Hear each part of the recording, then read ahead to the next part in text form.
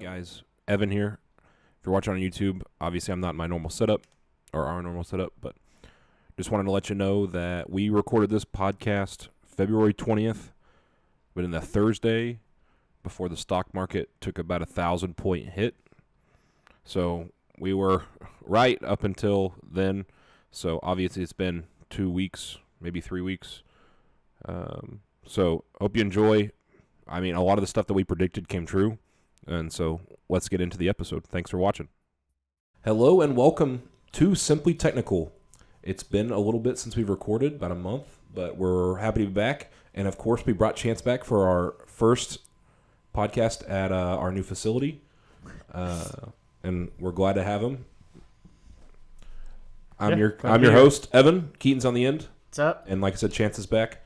And he said he'll be starting his own podcast soon, so we'll definitely give him a shout out on our socials. That's the plan, if I can make time.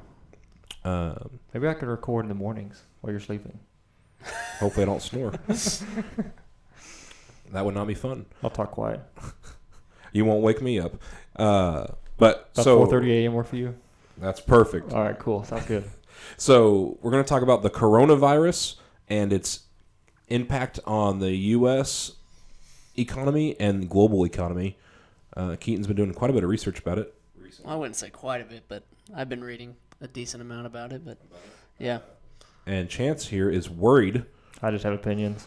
He has opinions, but you're worried about how it could affect the United States, and basically, like I said, our economy, because genuinely that's what we all care about for the most part is how our money, how much money we have and how it's handled and the value of it. Well, we definitely care about people's health first and foremost, but then there's ripple effects of things like this that affect, the United States. If the coronavirus doesn't even touch the U.S., which, I mean, it barely has. There's been like 4 people. But economically, it could drastically affect the United States. It could kill the United States, the government, and everything we stand for. Just actually today I saw an article that said 14 people were flown in from that cruise ship towards the United States, right? I don't know. Yeah, that's... There was that cruise ship that was isolated. We'll talk about that more in a bit. Like I say, let's just start on going over like very basics of where it started. So it started in Wuhan, China, like everyone knows at this point. Was thought to be similar to SARS, but at this point it's like 9x the SARS. And it's similar to the flu, or not? So I wouldn't call it the flu. It's different. It has a higher lethality than the flu. I mean, it's still a small data set right now. There's about 76,000 people infected, and that sounds like a lot, but that's compared to billions. That's not a lot compared to the data that we have on the flu. But right now, the lethality of the coronavirus is 2%, and the lethality of the flu is roughly 0.13%. So that is a drastic. 2% isn't a big number, but that is a drastic difference between the two. And the other side of the coin is that number always lags, right? That number's always exactly. It would lag about a week or 2 weeks behind the case count, right? So the case count will grow quicker than the actual mortality rate just because it lags, right? Especially if you get pretty exponential growth rate. I mean, we haven't seen like insane exponential yet, but we've seen like it picks up a little bit, and so the more it picks up and the quicker it picks up, the more that statistical lag, and so 2% may still be a little low. Yeah, it could be 4 or 5%. I mean, the big thing is the exponential growth. So At this point, it's decent. I mean, it's not quarantined perfectly, but the estimates of the R0 value, which is the amount of people that you would affect. So if you have an R0 value of 1, a person infected will infect one other person on average. With the flu, I believe it's like a 2 to a 3. So you're, let's just call it a 2. You're infecting 2 people. It's at an exponential growth at that point. So it's square. Everything is squared. So you infect 2, then each of them infect 2. So it's exponential at that point. With the coronavirus, like I said, we don't have enough data to know for sure, but the estimates are from 2.5 to, they range to like 2.5 to 5, which is insane. Let's just call it 3. Let's lowball it. That's one person infects 3, then that person infects 27 others. And then Right. at that point, Well, and the really scary part about the coronavirus is I've heard, and I haven't been over in China, but I've heard that you're contagious before you show symptoms, right? So our typical like way to detain and like contain viruses and parasites is if you have a fever, you can't come in or you can't go somewhere. But I've heard you're contagious before you even show signs, and that's really scary because that means how do you detain it without just locking down a whole infected city, or like China's been doing, is locking places down because you can't contain it because you don't know who's sick and who's not, because you could have 3 to 4 days of showing no symptoms but you're still contagious. Yeah, the asymptomatic transmission is huge. I don't know about the flu, but I don't think the flu has asymptomatic transmission. It's just when you have a fever, right? Once you break your fever, you're fine, and before you get a fever, you're fine. So that's usually like the fever, and especially people coming from other countries, like airline, coming in, flying in. That's a big thing at airports, is checking for fevers. Yep. And so, yeah, that's huge. If you can't, like, how do you check without running a test? Yeah, but they're not 100% sure about the asymptomatic transmission yet, but it is not ruled out. And I think if China hasn't ruled it out, then I think it may be true. It's probably true. So, yeah, no, that could be big. Well, there's reports of it living on different, items that are coming across, different products that are coming across. Right, because it's a virus, right? So viruses can live almost indefinitely without a host. It had supposedly in the preprints of some research papers that are coming out that it could last up to 12 days on surfaces. Yeah. Which it's not. Like I said, it's not for sure, but if it lasted even 5 days, China is the biggest manufacturer in the world by a long shot. Someone that has the coronavirus sneezes in the factory, wipes it down, shipped over here. Right. Someone opens it. And that's honestly one of our biggest nightmares, especially if China, like globally, a nightmare of China getting this kind of disease. At this point, if we haven't seen that yet, I don't know if we're going to see that really in a huge way, because we haven't seen that yet. Yeah. So we would have already seen. We're already past the time period we would have seen that huge takeoff in the U.S. from things that are coming over here. Yeah. So we're too far into this to see that. I mean, not say that. Maybe they've been detaining enough goods from the places that are infected that we haven't seen it. But I think we would have seen that already in the U.S. Breakout in the U.S. already, if that was the case, where stuff was actually right. Because the deal is you would have to get something in the mail within the whatever time period it takes for the virus to actually still be there and be effective, and like it's got to be transmitted. You can't just get on your skin, you get it, right? It's got to be ingested. You got to touch your face, or it's going to be ingested somehow. So it's like, I don't know. I don't think we're going to see that because that transmission percentage would probably be very low for a product. Oh yeah, probably extremely low. Right, but once you talk about millions of products, an absolute worst case scenario is if something like that happened, and chances are right, if it hasn't happened yet, it's probably not going to happen. I mean, at least for this disease. For this disease, yes. This is a good example of what could potentially happen, and I mean, yeah. Can you imagine if this broke out in some other country other than China? Yeah. Can you imagine if this broke out in India? Yeah, the first case just appeared in Africa, which I'm sure they had that case locked down pretty quick, but imagine if they didn't get that lockdown. It would have been, right. That's what I'm saying. Imagine if this was like India, or an absolute disaster. Somewhere in Africa that doesn't have the healthcare system that China does. Yeah, I mean the big hope is that it doesn't survive in warmer temperatures. So if you can survive till March, if China can keep these levels going until March, then the virus will probably not be as a pandemic. Once we get the warmer temperatures, similar to the flu. The flu thrives in the cold, and hopefully coronavirus is the same way. I think SARS was that way. That's the big reason the epidemic back then got stopped pretty much. Do we know where it came from? Obviously, we know the city that it happened in, but do we know? Is it just a mutation of the flu, or no? It's a mutation of a coronavirus. So we've known about the coronavirus before. Oh yeah, coronavirus is like a whole.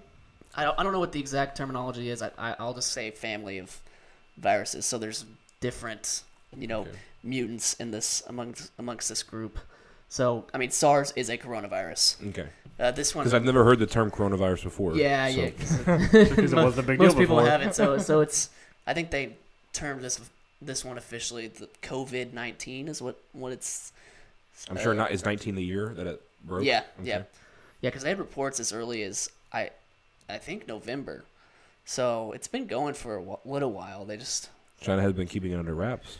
Well, keeping it under wraps, but also you don't go around. It's saying not a big when deal when until you two have cases. quite a few cases, Yeah. right? You have 10 cases, 100 cases, 200 cases, like, Yeah. whatever. But you start getting into thousands, that's when You don't yell people Mayday yet. That's when you start having issues.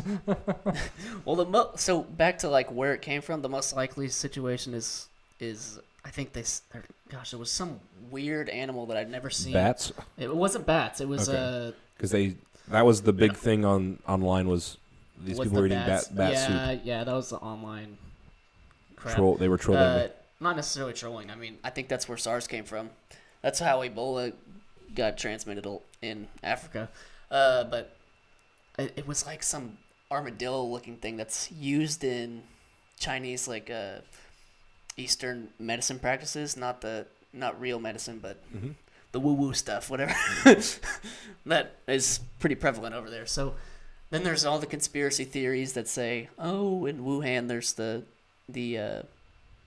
BSL-4 labs that work on coronaviruses to prevent another epidemic like SARS. So they're like, oh, maybe they Weaponized it. Yeah, that's then it got totally loose. crap. That's totally crap. The most likely thing is it was from an animal, but if it was from a lab, then it wouldn't have been weaponized. I mean, I'd imagine a weaponized virus would be. I think this is a They pretty wouldn't- bad trial run for weaponized virus. Yeah, they really botched that. Maybe there was maybe they're just doing a good enough job of containing it. Maybe it's really good and really effective. They're just been doing a really, really good job of containing it. I guess so. There's other things I saw on the internet. What was that guy, that medical professor, medical researcher that got caught taking money from the Chinese government? What was that? It was very recent.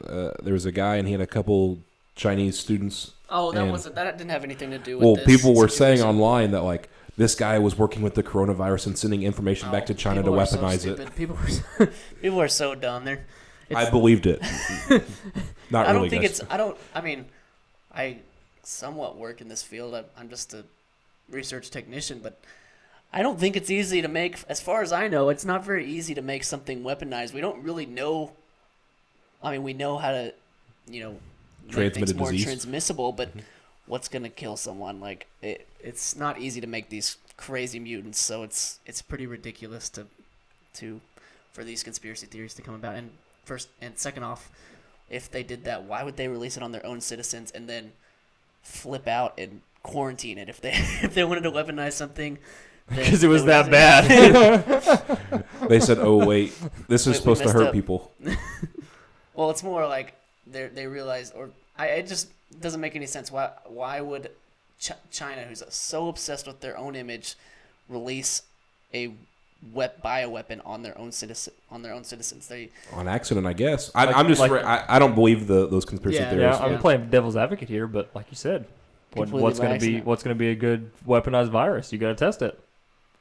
I don't believe that.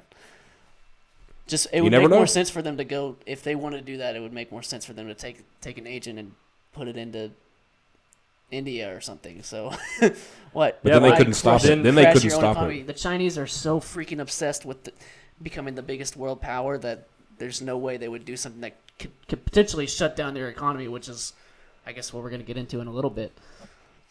That's But a fair point. That's a good transition. Do they actually care that much about their economy? Oh yeah, I 100% believe they are completely out for being the top economy. Like, it is their number one goal to be the Right. powerhouse of the world.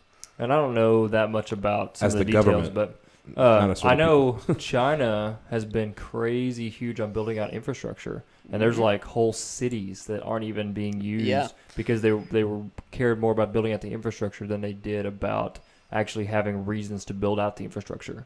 Yeah. And so, from that aspect of it, I don't know. Does China even care about their economy? Like, right? Because they're a socialist economy. Do they even care much about the overall economic output? I mean, they have to have enough to feed everybody and support basic things. But Why? I don't know. That's just a side note, though. Wait, Like, so why dude, do you think that would mean they didn't care about their economy? in the grand scheme of things, right, if they had some other ulterior motive, in this case of the coronavirus releasing on themselves, they may not care about the short term, like 6 month hit they're going to take on their economy when they're, because, I mean, if they're building out infrastructure that won't be used for another 10 years, like they're thinking, They think way out they're ahead. thinking 50 years from now, not 6 months from now, right? And if they keep this coronavirus contained, it's only a 6 month to a year impact, not a 50-year impact. But to me, they're thinking 50 years ahead always. That's how they've been since about the 80s. But to me, why whenever China's under extreme pressure right now, so they have tariffs, the US did a bunch of tax cuts to bring jobs back here, to bring manufacturing back here. They're under a ridiculous amount of pressure to keep the United States companies Happy? Yes, exactly.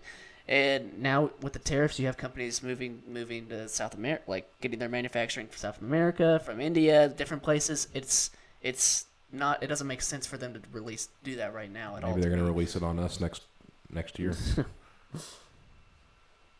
I'm just making stuff up. I have no idea. I don't know. It's kind of a side tangent. I was kind of playing devil's advocate, but But it is. I actually want to say the empty cities is probably the craziest things. Anyone who's listening to this needs to go look up those videos of the 16-lane highways yeah, that are completely that empty. have potholes on them. Yeah, It's insane. They built them and didn't do anything with them. Yeah, right? 'Cause they are they went fascinating. too hardcore on infrastructure, and some of that's like, are they really planning 50 years ahead, or did they just think they could grow that quickly? I think they just thought they could grow that quickly, and it didn't work out. I the mean, way they built a wanted to. hospital in apparently 6 days, so... Well, when you have that many people, Slave it's easy labor to. and You have that many people in a socialist economy. It's you eat, and you build a hospital, or you don't eat, you don't build a hospital. Like how much choice do you have? And so you have, thousands of willing people that are, I like food. Like you don't have that much choice, so you can build a lot of things really quickly. It's actually very sad. that is terrible. But that's how it is over there. That's how it is over here. I mean, to a certain extent, right? To a certain extent, we have a lot more individual freedom over here versus the collectivist ideas over there. We're not under a socialist government, but I mean, still, it's the same thing. Money talks. Money talks, but I don't know if you could get people to build a. I'm sure it could happen, but not. You as can't easy build a as road. You tell every construction worker in Oklahoma City that they're going to be getting $35 an hour to go build a hospital. You better bet your bottom dollar that hospital will be built in 3 days. I don't know, because construction workers in Oklahoma, they get bonuses if they complete early, and they don't miss those freaking bonuses all the time. Maybe. But I guess that's the bosses who get the bonuses, not the actual workers. I don't know. I'm just pointing out that you pay people well enough over here. You can get something done real quick. Okay, so let's talk more about how this can impact the United States economy and why it hasn't yet. Why hasn't the stock market priced in the coronavirus right now? So, There's a lag time.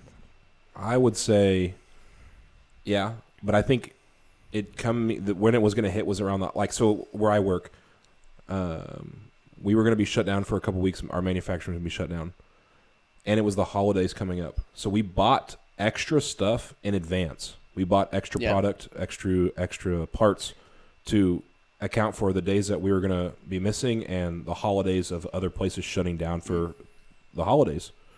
So we bought extra parts, and then we were off those 2 weeks that weren't initially planned for because we got bought and sold, or sold and then bought.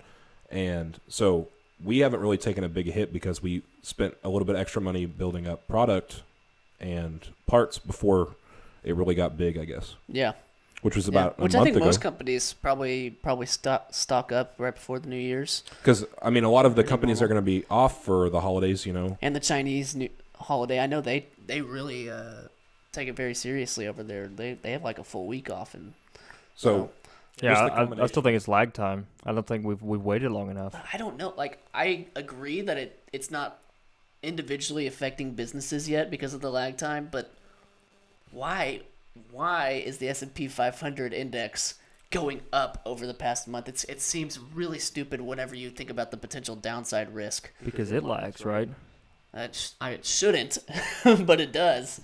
Right. So the S&P 500 is more based on people's opinions and people's views, and everybody is still feels good about not having the coronavirus impact us, right? So the stock market's, to me, in my opinion, more based off of people's views on the world, not necessarily how the world actually is. And so as long as people still feel fine about the world, the stock market's still gonna be fine, right? And so it's whenever people start getting scared about the world, that's when the stock market goes down. And so as long as we're still hunky-dory about and happy saying, no, the coronavirus is not going to come over the U.S. and we're not going to be affected by it, then we're fine. But until something happens to turn the population's opinion to the other way of saying, oh, this could actually affect us, that's when it's going to be a real problem, for at least for market valuations. Yeah. So I think you just got too much lag time between this actually getting big enough to affect a lot of China's output and whenever it actually affects the United States and other countries. So like Evan was saying, it's a really good point talking about the fact that we just had Christmas in the U.S., right? Christmas in the U.S. is a really interesting holiday, right? We buy a ton of stuff. So the time between Thanksgiving and Christmas is just pedal to the metal buy stuff, right? And so we just got through the pedal to the metal buy stuff, and we're just now to the end of February. So we're just now getting back into like the real people start buying more stuff they don't need again, right? People start having more disposable income because they burned it all in November, December, and so there's some lag time of not having a lot of purchases early in the year. And so that's partly the reason why usually the stock market goes down during the beginning of the year because revenues in companies is lower, right? And so I think maybe that may be helping the fact of adding some extra buffer time for that lag time in order for us to not see it, right? Because the population's opinion is not going to change until either we start seeing a significant outbreak in the U.S. or we start actually not being able to buy something we want to buy, right? So right at this point in time, due to the fact that we had a ton of stockpile for the Christmas and we have a ton of just inventory in the U.S. period, normally, just normal day, we have enough inventory to last a little while. So the combination of I don't think it got big enough yet to really impact China's output and the fact that we have enough inventory here to get us through this lag period of not a ton of buying things. And so the population's opinion won't change until, like I say, one of those two things happen. Either we actually have a supply issue or we get a big outbreak in the U.S., and that's when your market's going to go down. I think we're going to have a supply issue. I mean, they've practically quarantined all the biggest cities. 400 million people aren't working right now, so no one's going to the manufacturing facilities, and eventually that supply is going to Oh, definitely. No, I mean, I'm not saying it's never going to happen. I'm just saying I think we're still in the lag period of why, because you were asking why the markets are still up. I think we're still in that lag period. I just think it doesn't make sense to me because so much of the market is controlled by big money hedge funds that think about these things, and I don't understand why they're not thinking about this. Like, to me, so I mean I don't have very much money to play with in the stock market, but to me, I'm not going to invest right now because my upside is average gains and my downside is unlimited losses with the potential of a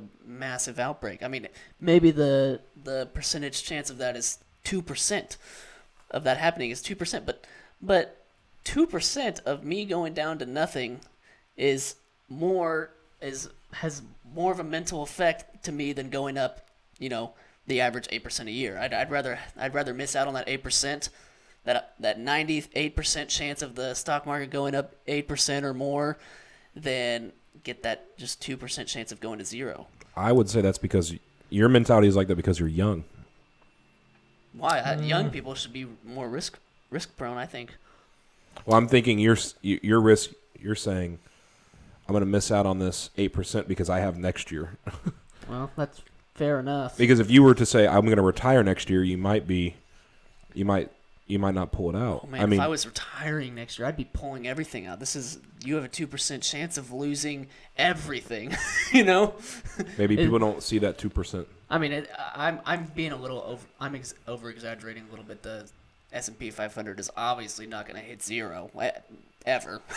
I mean, most likely never. Well, if it hits zero, we're in big trouble. Yeah, if it hits zero, we've got way bigger problems. But the chances of an epidemic coming over here and potentially, spreading like it does in China, that puts a massive strain on the healthcare system. Is there not always that risk, though? Is it just a bigger risk because it's coronavirus, or is there always a risk? We just have an example right now of something that's going on, right? There's always a risk, but so there's always a risk, but we just normally don't have an instance of something that's happening right now. Yeah, but the normal risk is, 0.5%? One time in 100 years, 1% chance. Right now, it's happening. That 1% chance is maybe a 15% chance right now, relative to every other year. So it's no longer your statistical odds of it happening. It's now your statistical odds of it spreading. Yes, so exactly. that statistic calculation is significantly different than happening versus spreading is significantly different. Yep. And I mean, at this point, it's going to completely demolish all the travel industry. No one's going to want to fly. No one's going to want to book a hotel. Look at the Carnival cruise. We were just talking about that earlier. Carnival cruise had 2,000 people on it in Japan. They quarantined them for, like a week and a half, and there's like 800 cases, and they just sent 14 of the Americans back to U.S. I'm sure they're going to be quarantined, obviously, but they didn't tell the other passengers on the plane that these people had the coronavirus. Like, what? Oh, what vacation were you on? Oh, I was on the cruise with the coronavirus. Why would you allow those people to come back? Like, it just blows my mind. It's a lot of stupidity. Why were they allowed to come back, Chance? You know? You have an idea? I don't know an what you're talking opinion? about. I mean, I'm sure the fear... It was a headline like 3 hours ago, probably. I'm sure the headlines are a lot more fear-mongering than what the situation actually was. Maybe... So the headline said, 14 Americans with coronavirus boarded plane... got sent home to the United States. Got sent home from the U.S. Or to the U.S. To the U.S. Against CDC wishes. And they didn't tell the other passengers. And they didn't tell the other passengers. So surely... So that's all the context they give. Surely... Always the headline. That's the headline, yeah. I'm not paying for the stupid Washington Post. But they wrote the headline because they want you to pay for it. Exactly. So, they make it sound terrible, but I'm sure that they had those 14 people, in a different section of the plane quarantined off. Surely. If they didn't, then that's an absolute failure by the U.S. government, whatever officials allowed that to happen. That's crazy. I'd riot. Yep. Well, I guess if you riot, then you spread the disease.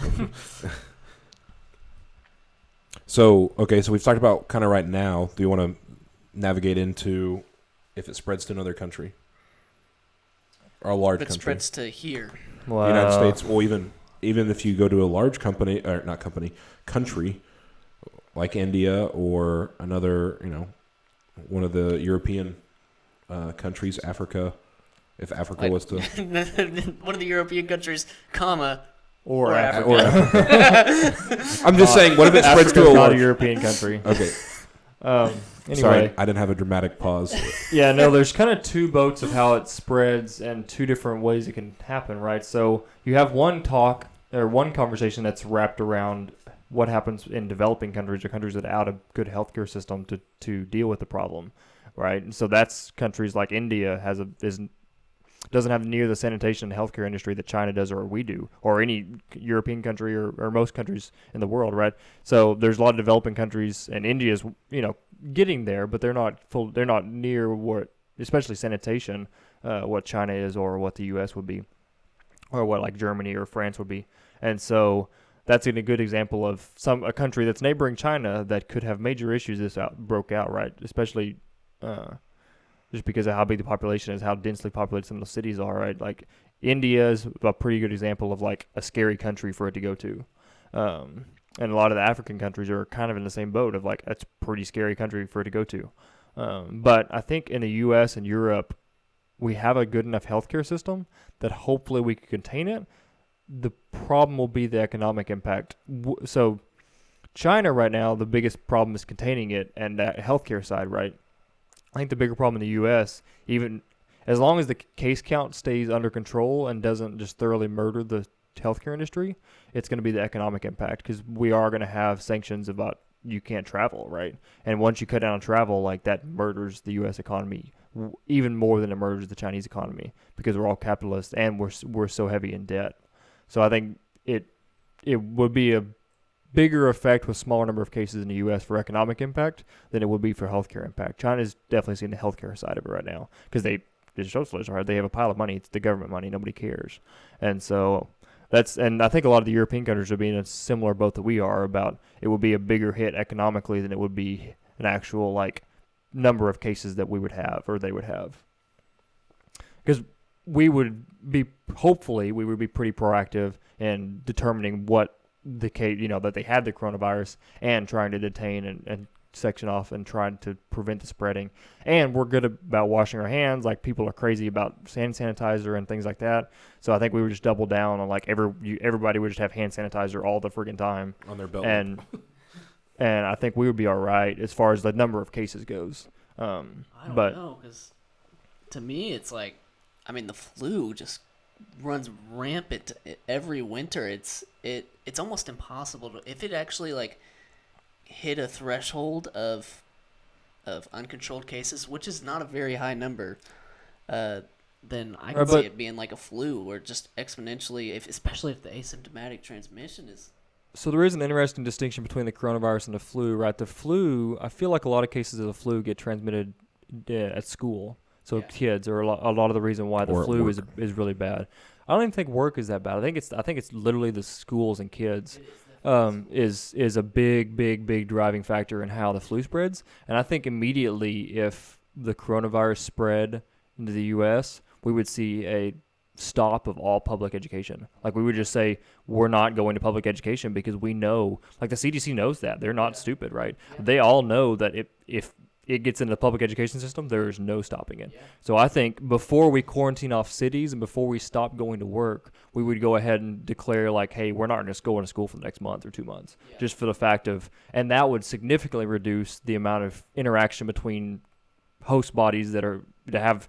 They're still developing, right? So they have a weaker immune system, and just the fact of they're snotty-nosed kids, right? Yeah. So they're not good about sanitation. They're not good about washing their hands. They're not good about they sneeze and wipe it all over each other. They right? put their hands in each other's mouths. Yeah, like we're talking about really, really, really good ways to spread viruses.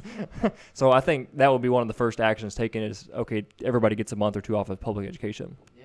And that would significantly So that I think that's an important distinction between the flu, where it's like we know, like the flu is a normal thing. We don't stop school for the flu, but I think we would stop school for this. Yeah, I can definitely agree with that. And then you have parents not being able to work because someone has to stay home with the kids. Like you do have a problem with that with childcare, which affects the economy even more. Or if say that you get it from your kid, say 7 kids at one school get it. Yeah, you transmit it to your parents. Yeah, it definitely. It's just with exponential growth, it grows fast. Once it hits a threshold, it's nearly uncontainable, and it's actually shocking how well China's contained it. Because the thing is, to me, if we got a level that the level of infection that some of the Chinese cities have had, then I don't think America could survive quarantining like not that. Economically. There's not even economically. I don't even think the human beings could psychologically be quarantined here. People would go in. Freedom would be our undoing. Yeah, at that point. Well, Chance and I talked about off air. Martial law would be called eventually. Oh yeah. But yeah, the biggest problem economically, or just quarantining off in the U.S., the biggest problem is the debt problem we have, right? And so if you look at savings rates and the amount of money people have sitting in a bank account, if you say you can't go to work for 2 months, where's the money come from? Yeah. Right? And I bet your bottom dollar, your freaking banknote and your credit card bills and all, lights and everything else, right? They all still want their money because, hey, by golly, you borrowed money. There's and the contract mercy. didn't say, hey, if you can't work because if we quarantined off everybody in cities, right? And so that's really the biggest problem is most people just don't have the money to sustain themselves for 2 months without an income. And you would not have an income if you didn't go to work, right? Yeah.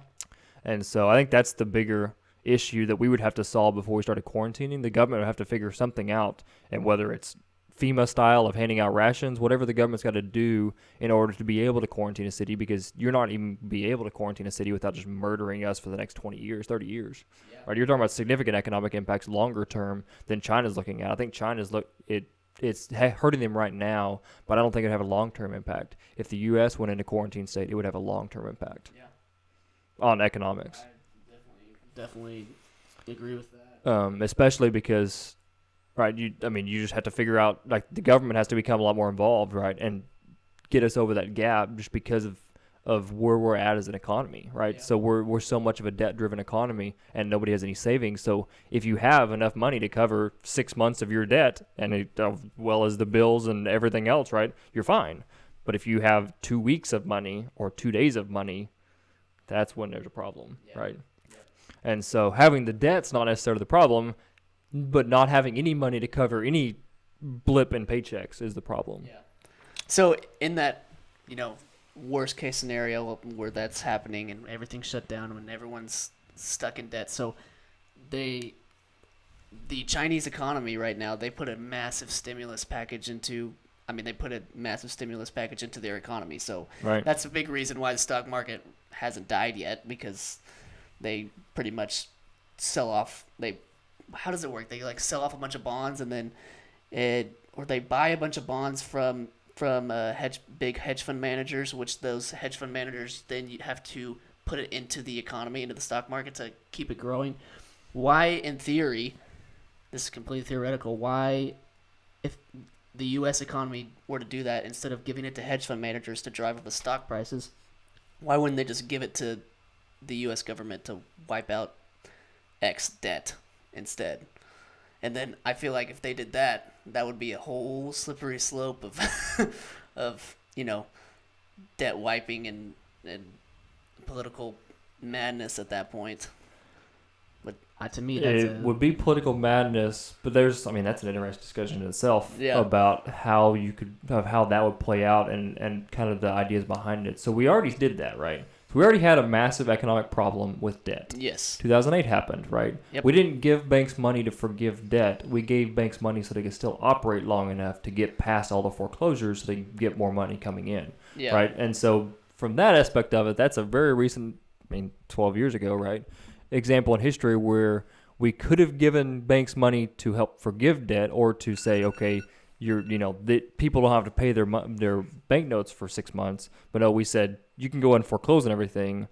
We're just going to give you enough money so you can still pay your employees and still operate for 6 months. Yeah, but the thing is, to me, people who have actually paid attention to that and know what happened, they're going to be angry.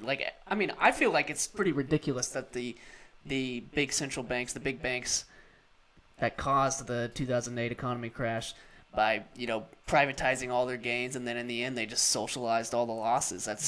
And people who, like me are pissed about that. It was kind of ridiculous that we bailed them out. I agree. So surely there would be an uprising if they tried to do something on such similar. a large scale. Yeah, even larger scale. Yeah.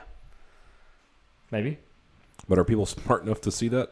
I don't know. Maybe they might have pulled the wool over enough people's eyes to. I wasn't old enough to remember. I just decided to learn about it one day. Going back to what Chance said about having 6 months of pay, if you have 6 months of pay and the economy goes down, you're rich. Compared to a lot of America, yes. But do you have not 6 compared months to... do you have 6 months of pay sitting in, a cash fund or in a low interest bank accounts, a savings account? Well, or do you have 6 months of pay sitting in the stock market that is completely crashing? Right, no, I'm definitely talking about this. You have 6 months of cash sitting around somewhere. Okay. Maybe it's not on your mattress, Yeah. He's talking about emergency fund style, right? Dave Ramsey. Yeah, Dave Ramsey. Well, you need a lot more than $1,000. He's a big, Well, he's talking about step 3. Yeah. Right. He's a big proponent of having some money sitting around. Yeah. It's just smart to have it sitting around, right? And so that's where a lot of people just don't have it, right? And no, stuff money that's sitting in anything illiquid is not count, right? Because when you need the money, you may not be able to liquidate whatever money that's in, right? So cars and stock market and name anything else. Well, that you have can money liquidate the is stock not, market pretty easy, but it's not going to be worth not this if there much. ain't nobody buying. Everybody's selling, that price going down quick. And so, so anything illiquid doesn't count for emergency fund style, which would be what this would be, is an emergency fund style. And so even money sitting in the bank might be a stretch because banks may be shut down. We may declare banking holiday, right? So that's something the president can do maybe. Some executive order gives them power to declare banking holidays. There is some rule about you can only have a banking holiday for X amount of days in a row. So at some point down, the banks would open back up, but you may have a significant period, I don't remember what the number is, but multiple days where the banks will be closed. And so even if it's in a bank account, you still can't get access to it, and there'll be a run on the banks when they open back up. So getting your actual money out of the bank may be a stretch, but it's still better to have it there than not have it there because you'll still be in a lot better place than a lot of people. But if the whole American economy had that case, or a significant portion of it had 6 months of expenses saved back, then it wouldn't be near as big of a deal. Yeah, but unfortunately, that's So when you the said case for most people having debt, you're saying we have a debt issue, you're talking about people having debt, not necessarily the government. Right. Okay. Individual Okay. debt. Right. No, government debt doesn't actually matter. We've proven that. Yes and no. Okay, but I just wanted to clarify. We've between, proven the number just keeps going up and nobody actually cares. So government debt doesn't actually matter at this point, right? It's the individual debt that doesn't have some sort of grace of like, because the government, they just use debt to pay back their old debt, right? They just keep increasing the number over time and it doesn't actually matter. However, people have debt and their contract structured a little bit differently and you can't just borrow more money willy-nilly, right? At some point in time, the banks or credit card companies, whatever, want you to start paying them, right? And so usually your contract says you're going to pay them every month or every 2 weeks or whatever your thing says, right? And so that's the problem, is the individual debt and the debt itself not the problem, right? You can have a house payment or credit cards up to your eyeballs, but if you have 6 months worth of money saved back to be able to keep paying those payments for 6 months, you're fine, right? So it's not even the fact that you have too much debt. It's the fact that you don't have any liquid assets to cover the debt if you didn't have a paycheck. So just pretend like you got laid off for 3 to 6 months. That would be what would happen. Yeah. If well, a that's city went into that's the quarantine. idea. That's the more realistic idea behind having a emergency fund is if you get laid off or you have a health issue, then you have 3 months of payments, not the worst case scenario of a coronavirus wiping out the economy. But this works. Dave But it covers both places. Dave Ramsey's step 3 covers both. It covers both, right? A stockpile of food might be helpful as well in the coronavirus case, but not necessarily the case of, I mean, you could eat it while you don't have a job either, but no, the typical like actual real example is, we have some sort of economic slowdown and people get laid off and they don't have a job for 6 months. Like that's the actual real reason to have multiple months of expenses sitting around, even if you still have a significant amount of debt. And that's kind of an interesting thing. Dave Ramsey tries to get you to pay off debt soon, but he's also been in a pretty good economy for most of that, right? And so, like, at some point in time, this is all personal decisions. If you want to hardcore follow Dave Ramsey, have $1,000 to pay off all your debt, or if you rather have some debt sitting around and build up a nest egg to be like, okay, I could survive 6 months, even though I still have some debt, I could survive 6 months. And I do see his point about, building wealth is faster without debt, but it's a personal choice about how much, what path you go down, right? Yeah. But having that money sitting there is important. Yeah, I hear crazy statistics all the time, and I don't know how true they are, but 60%, 80% of America doesn't have $1,000. Like, that's just blows my mind. I hope that's counting, toddlers, because that would be terrible. I've heard that statistic a lot. Is like, I don't remember what the statistic is. It's at least 60%. It's a scary statistic of like 80%. I don't know. I think it's closer to 80. I'll go get my Dave Ramsey book. I think it's closer to 80. Like 80% of Americans don't have $1,000 saved up. And it's like, and I keep hearing recently, I've heard a lot of statistics about if you had to pay a $500 expense, how would you pay for it? And the answer with 90% of the, people they surveyed was credit cards. And that's just not good. Yeah, that's terrible. Because that means whenever we do get an economic slowdown, whatever causes it, it's going to be worse. It's going to be way worse because of that very reason of nobody has any money sitting around. So even if it's not the coronavirus, even if it's just we hit a speed bump again in the economy, it's just magnified tenfold because nobody's got any money. Yeah. I guess that's why there's such a following behind people like Bernie Sanders, there's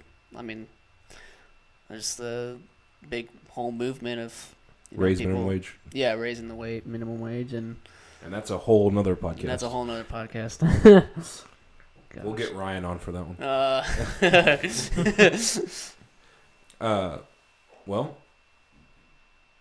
So we kind of talked about what happens when it hits another country. I mean, it's going to hit the fan. I mean, if it hits a large country, or even, I mean, say you got 1,000 cases in the United States,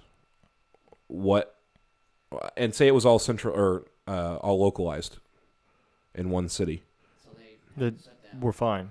We're fine. We shut down that city. It's when you shut down Los Angeles, San Diego, San Francisco, Phoenix, Arizona, Dallas, Texas, Houston, Texas, Austin, Miami, Atlanta, New York. Like that's when the problem is when you shut down a significant number of the cities. It's not a problem as long as it's just one city, but keeping it to one city is going to be hard. Say it was a cruise ship and they were all from the same. It was a family, and they all came, and they all went back to Atlanta, Georgia, and they went home. Do you just shut down Atlanta? Yes, immediately if possible. Well, obviously those people would need to be quarantined, but I mean, you don't shut it down for 4 cases or 12 cases, or you shut but it down. 1,000, say 1,000. Shut it down for 1,000 cases. Yes, you have to. I honestly think if there's 1,000 cases, then it'd be too late unless we had caught every single case before they happened. If there's asymptomatic, they got off the boat, especially they got off the cruise boat or whatever. Especially if they're asymptomatic, right?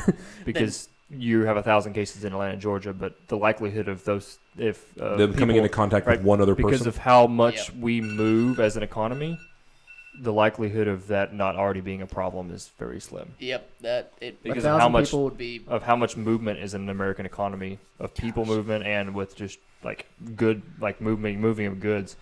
You have 1,000 cases in Atlanta, Georgia. You have a bigger problem on your hands than just Atlanta, Georgia. Yeah, you're gonna have. So, at that point, the economy would start to take a hit. Oh yeah, at 1,000 cases, money would be pulled out like crazy. People like Chance because earlier. like you said at the very beginning, it has to do with how people are feeling. People are saying, "Oh, it has a huge exponential growth of cases, and 1,000 people have it, 1,000 confirmed cases." Yeah. I mean, realistically, people are going to be like a realistic situation is to look at Wuhan. I mean, they had 1,000 cases a month ago, and now they've got 77,000, and they had completely shut down that city. It is completely a dead zone right now. So, I mean, that's how easily it could spread. If it's not caught early and immediately, then you've got an epidemic on your hands that would completely overload the hospitals. The real fear to me is if there was an epidemic that was, half the size of the flu, is you'd have people overloading the hospitals because first off, people are going to be extra paranoid. So a lot of people with the flu, they don't go to the hospital, but you get something, you even get sick this time. You're going to think you don't even know if it's a coronavirus. You don't know if it's coronavirus, but you're going to be like, oh my God, I have the coronavirus, and then you're going to go to the hospital. Someone with the coronavirus is going to actually be sitting in that waiting room, and then you're going to actually get the coronavirus from them. On top of what you already have? Yeah, and then people are going to be checked into the hospital, beds are going to be full, and then you've got people with actual health problems that... Well, you can't ship them to another city. You can't ship them to another hospital in another city because then you're going to expose somebody. Yep, it would just be a nightmare situation for our healthcare. But that would likely be what we have to do. Right? We would have to set up hospitals outside of major cities. Yeah. And we would have to... Like tents and stuff, I guess? I don't know how you do it, but we would have to set something up outside of big cities, right? Whether it's buildings that already exist of somewhat big... Like, somewhat big towns are going to have, like, a big office building or something, right? Can you take control of a big office building or something and use it as a temporary facility outside of the big city? Because you got to pull them out. Because just for that very fact, if anybody's got a case, you got to get them out. And... because containing them in the hospital is not going to be possible, right? It's not going to be possible, right? Because hospitals are already overloaded as it is in times with, like Keaton was saying, just normal times. Yeah. And so we already have too many people in hospitals because we built the hospital for the current capacity of the system. We approximately know what the current capacity of the system is, where we have data about how many people are going to go to the hospital and go and need different treatments and stuff, right? That's a pretty standard. It's a very efficient capitalist system. Right. And so once you throw a wrench in that, we'll get a problem. And so just trying to keep people isolated, I think you're going to have to ship them out to smaller suburbs or even, 20, 30 miles, 40 miles, 50 miles outside of cities, right? So it wouldn't just be necessarily Atlanta shut down. It would be everything close to it. Oh, yeah. Once it's in, like I said, if it's hit that threshold of, gosh, I don't even know, 100 cases it'd be impossible to contain all the people that 100 squared is what? with. 100 cubed. 100 cubed. 100 times 100 times 100. But I mean, that's Potentials. worst case scenario. That's like what's that movie? Contagion. I Am It's like- Legend. Right, but my hopeful thing is that the second we start having cases in the U.S., actual substantial number of cases, people get a lot more paranoid about washing their hands and Yeah. sanitizing and just who they interact with, what they touch. Yeah. So I hope that even if we break the threshold of 40 or 50 cases in a localized area, that's And people are enough gonna go for crazy. us to think about the fact what we're touching, what we're putting in our mouths, that type of stuff, and be a little more paranoid about it. And so hopefully that our value, like you were talking about earlier, is significantly lower as soon as we reach a certain threshold. Yeah. But China, it didn't happen in China, so it's probably not going to happen Yeah. here, right? We have examples of China's. You would think the same thing would happen in China, and so because they're fully developed. I mean, not fully developed, but they're a developed country in the sense that their cities are pretty much U.S. cities at this point, right? And so you would think that would happen in China as well, is that our value would go down significantly once you had an outbreak. Yep. But we didn't see that. Yeah. But I do think we also if don't we have had enough a ma- data if we early had on a- to know. Yeah, to know Like if to it's know actually if our that- value went down or if our values and it went could up. affect Asian people more. It's not been shown yet. There's some papers that say, oh, okay, maybe I think I actually just read one just a few minutes ago that it targets the ACE2 receptor. Everyone has it, and some people had said Asian males express ACE2 more, but that was just proven wrong. So that would mean theoretically it affects everyone the same. I would assume it affects everyone almost the same, right? Yeah, but you never know with certain things. But Well, I got my This one's- coronavirus shot already, so. yeah, gosh, I do think if it was like an epidemic where it got really bad, we'd have a Manhattan-style project, to make a vaccine. We'd have all the best scientists. We're not already doing that. That should have been done 3 months ago. Yeah, whenever this started it's breaking not out. really. It's not like that. Right? If it started in November, that should have been day Hey. 1 December, right? Or Yeah. or very very early on is that we need to figure out how to develop. And I guarantee you, I mean, you may not hear about it in the news, but I guarantee you the CDC has every freaking person on their payroll trying to figure out how to make a vaccine for this because they're really worried about this happening in the U.S. Right? Yeah. They have to be, right? There's no other solution, right? Even if the news isn't talking about it, we don't know about it. It is happening. They are trying to make a vaccine. They're right now. definitely trying. I mean, I Why have a wouldn't couple they, though? I have stock. Why wouldn't stock in they? A couple Why companies wouldn't they that be work for trying to? They have to be trying. If Yeah. they're not trying, they're morons. Well, I'm saying, like, you find out about a new disease or a new strain of a disease. Why wouldn't you be like, I'm going to try and find I want to be the researcher that finds the vaccination. Yeah. Well, The there's plenty of them, but to me, like, You when can't I just say do that for every random disease, right? You Yeah. can't just do that for every freaking random. something big. We're the United States. To me, We have unlimited money. Nope. To me, it's like when I say Manhattan You're Project the- style, yeah. it'd be like we're The gonna put hydrogen bomb. all the best Or brains atomic in the bomb. same freaking building, and they're gonna work on this nonstop until they figure it out. And I'm sure before the atomic bomb was made, there was lots of physicists working towards it and engineers working towards something like that. But then they put everyone in that room, and they knocked it out, and gosh, they knocked it out extremely fast. Well, that wasn't just the smartest people in the United States. That was the smartest people In the world. In the world, from German scientists to American scientists to, I'm sure other scientists were there that the United States was paying. Yeah, So- so I could see that happening, but probably not with this virus because it's not very lethal. So, and hopefully the warm weather knocks it out. Which, And lethality doesn't really make all that much of a difference when it comes to the economic impact. no, not at all, really. It can I kill mean, 1 in 10,000 people, and it's still a problem Yeah, economically. yeah. You infect the entire world, and that's 10 million people dead. Obviously, that would never happen, but it's all theoretical. Yep. We'll know in about 2 years how this played out. I think we'll know by the start of summertime. How it played out? Yep.